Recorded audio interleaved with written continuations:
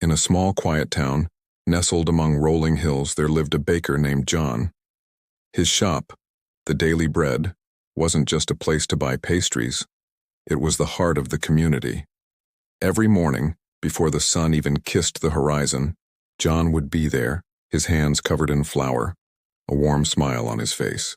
The aroma of fresh bread would drift through the streets, a gentle wake-up call for everyone. But John's kindness extended far beyond his craft. He had a special place in his heart for those the town often overlooked.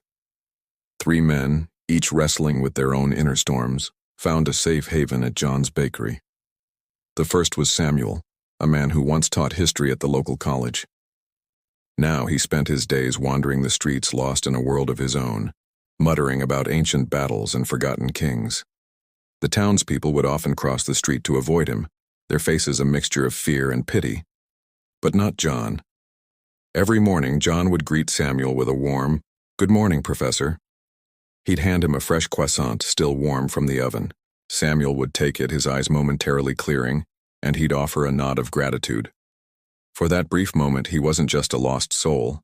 He was the respected professor John remembered him to be. Then there was Leo, a young artist whose vibrant canvases once lit up the local gallery. But a deep sadness had settled over him, snuffing out his creative fire. He would sit on the park bench opposite the bakery, staring blankly for hours. His clothes were often disheveled, his hair unkempt. John would quietly leave a cup of hot chocolate and a sweet bun on the bench beside him. He never pushed for conversation, never asked what was wrong. He simply offered a moment of warmth and sweetness, a silent message that someone cared. Sometimes after John left, Leo would pick up a fallen leaf and sketch on it, a flicker of the old artist returning. And finally, there was Thomas, a former construction worker, a giant of a man with a gentle heart. An accident had left him with an injury that not only ended his career, but also seemed to jumble his thoughts.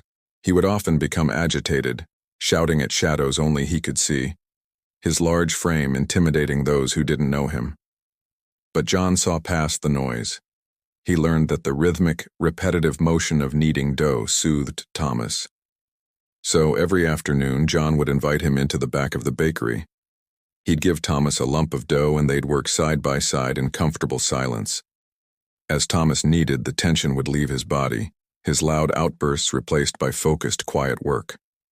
The bread he made was often misshapen, but John would bake it anyway and tell him it was the strongest bread in the whole town. The townspeople watched this unfold day after day. At first they were wary. Why was John inviting trouble into his shop? But slowly their fear turned to curiosity, and then to admiration. They saw that Samuel wasn't just muttering.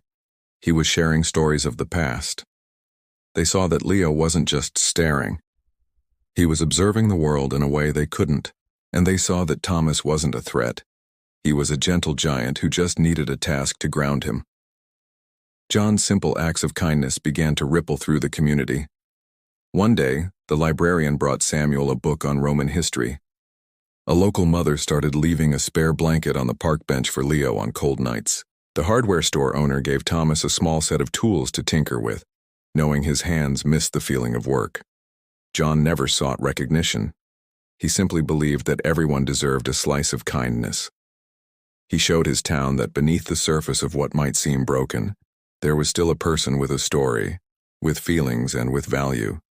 He wasn't a doctor or a therapist, just a baker, but with flour on his hands and compassion in his heart. He kneaded his community into something stronger, warmer, and more understanding.